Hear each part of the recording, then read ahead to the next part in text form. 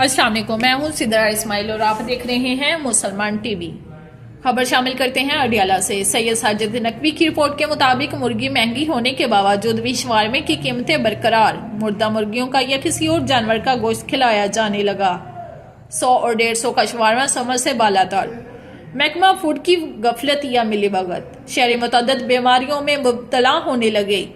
تفصیلات کے مطابق اڈیالہ روڈ اور گرد و نواح کے علاقوں میں جا بجا شوارمے کے ٹھیے لگے ہوئے ہیں۔ نوجوان بڑے شوق سے شوارمہ خرید کر کھاتے ہیں۔ 100 یا 150 میں شوارمہ مل جاتا ہے۔ تعجب کی بات یہ ہے کہ جہاں پر مرغیوں کی قیمتیں آسمان سے باتیں کر رہی ہیں، وہاں پر شوارمے کی قیمتیں برقرار کیسے ہیں؟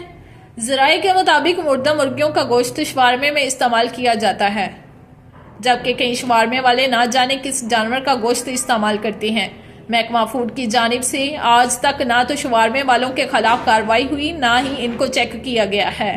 شہریوں کا کہنا ہے کہ محکمہ فوڈ کے اہلکاروں کی ملی بھگت سے شہریوں کی جانوں سے کھیلا جا رہا ہے، یا ان ٹھیے کے مالکان کا اثر رسوخ ہائی لیول تک ہے، جن کو کوئی چھیڑنے کی جرات نہیں کرتا ہے۔ شہریوں نے اعلیٰ حکام سے اپیل کی ہے کہ ان شوارمہ فروخت کرنے والوں کے خلاف ایکشن لیتے ہوئے شوارمہ میں استعمال ہونے والے گوشت کا لیبارٹری ٹیسٹ کیا جائے، تاکہ شہریوں کو پتہ چل سکے کہ وہ کس جانور کا گوشت کھا رہے ہیں۔ خدا نخواستہ کسی حرام جانور کا گوشت تو نہیں کھلایا جا رہا۔